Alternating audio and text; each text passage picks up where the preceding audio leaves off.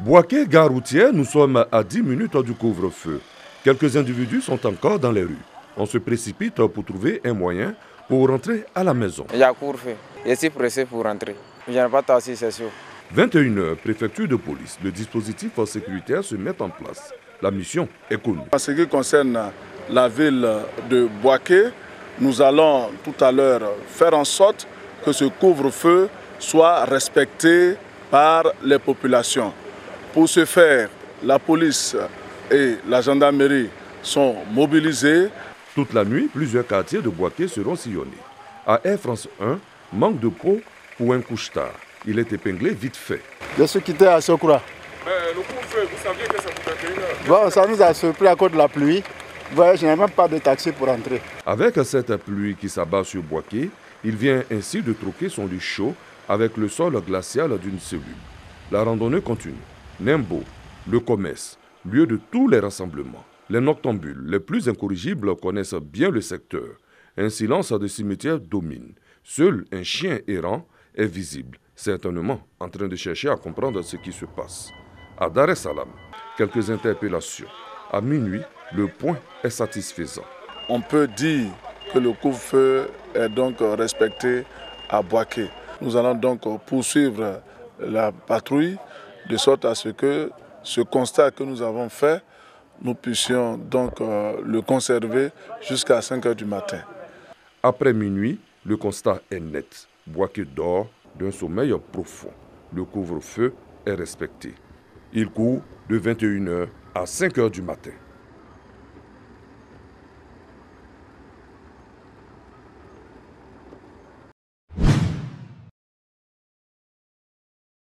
Trois mois après l'apparition de la maladie à coronavirus, le Covid-19 fait des ravages à travers le monde. La Côte d'Ivoire ne reste pas en marge des pays touchés par cette pandémie. Mais que savent les populations de cette maladie? C'est le virus qui se promène en plein air.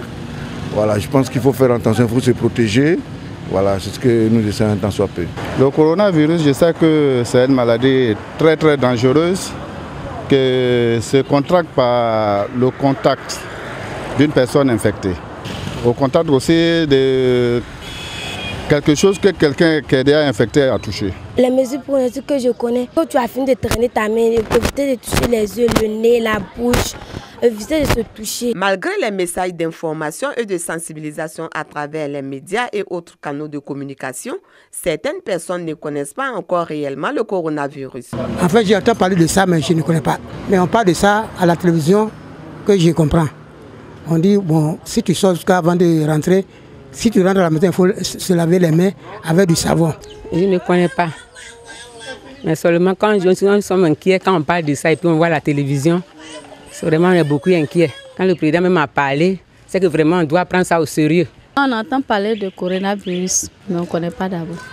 Non, on ne connaît pas comment on attrape le coronavirus. Dans le monde, l'on enregistre plus de 300 000 cas confirmés, plus de 17 000 décès et plus d'1 milliard de personnes confinées. Le lavage des mains à l'eau et au savon, l'utilisation de gel hydroalcoolique, se moucher et éternuer dans un mouchoir ou dans le pli du coude, éviter de toucher les yeux, le nez et la bouche avec les mains, se mettre à 1 mètre d'écart d'une autre personne sont entre autres mesures de prévention pour freiner la propagation du coronavirus.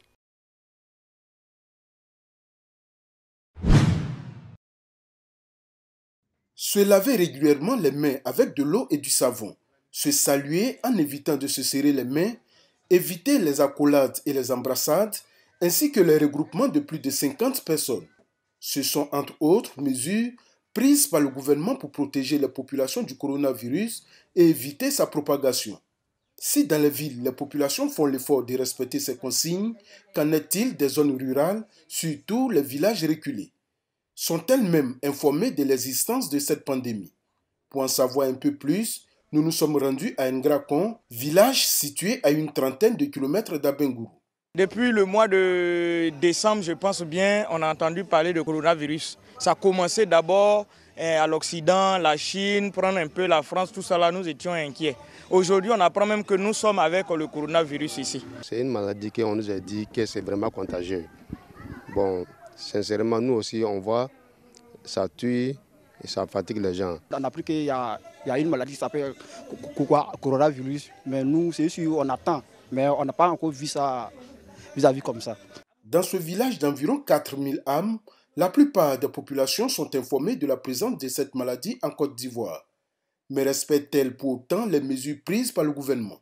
En tout cas, j'ai sensibilisé tous les villageois, surtout à la mosquée, dans les cultes, de ne pas, en tout cas, comme les gens le disent, de ne pas se rassembler, sinon de ne pas être en groupe. Et puis, bon, de se laver constamment les mains avec du savon. Se laver les mains, c'est une chose que nous oublions aussi très facilement. Se serrer les mains là, c'est une question d'habitude aujourd'hui. Quand il fait jour, tu croises ton prochain, tu lui as pas serré la main, c'est comme si tu ne l'as pas salué. C'est quand on finit même de le faire qu'on se rappelle. Vraiment, on fait avec. À la mosquée, on ne va plus. À la prière, comme à l'église, on ne va plus. Chacun reste chez lui, chacun est dans son chacun serein à la maison. Pendant que certains sont inquiets de la présence de cette maladie qui fait de nombreuses victimes à travers le monde, d'autres par contre pensent que c'est une maladie des grandes métropoles qui ne saurait effrayer un bon villageois. Ça ne nous effraie même pas au village ici. Ça ne nous effraie pas. C'est quoi qui ne vous effraie pas? Salutations et puis là, nous les trois en forme. Je sais que ça peut même nous faire. On a tous les racines ici. C'est ceux qui sont en ville là qui ont des problèmes, sinon nous autres là-bas, mon cher. Même s'ils le disent avec humour qu'ils ont des remèdes pour guérir le coronavirus, ils sont tout de même conscients que cette maladie n'est pas une personne. En Côte d'Ivoire, depuis la découverte du premier cas le 10 mars dernier, les chiffres ne font que croître chaque jour qui passe. Une seule manière de freiner cette pandémie, respecter à la lettre les mesures dictées par le gouvernement.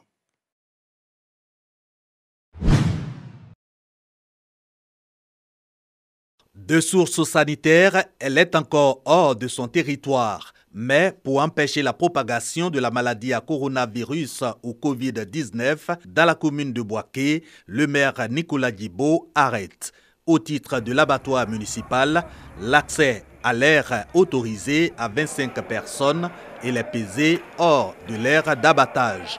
Concernant l'organisation des deuils, à savoir les veillées funéraires, levées de corps et enterrements, seuls concernés la famille nucléaire. C'est surtout, je dirais, le comportement citoyen de chacun qui va permettre de lutter efficacement contre le coronavirus. Donc chacun doit veiller d'abord sur sa propre santé et veiller sur la santé de ses concitoyens.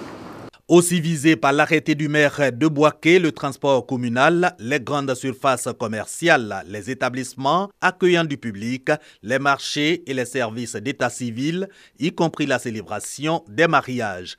Ici sont renforcées les mesures du Conseil national de sécurité par la réquisition des forces de sécurité et la police municipale pour veiller à leur application effective sous peine d'amende. Ce sont des amendes de contrainte, mais si les dispositions que nous venons de prendre ne sont pas respectées, il va falloir bien sûr monter d'un cran au niveau des sanctions. Et là, les sanctions pécuniaires et même les contraintes par corps pourront être prises. Son arrêté, le maire de Bouaké le motive par l'incivisme des populations. Nicolas Guibo invite à son strict respect. Objectif, victoire sur le Covid-19.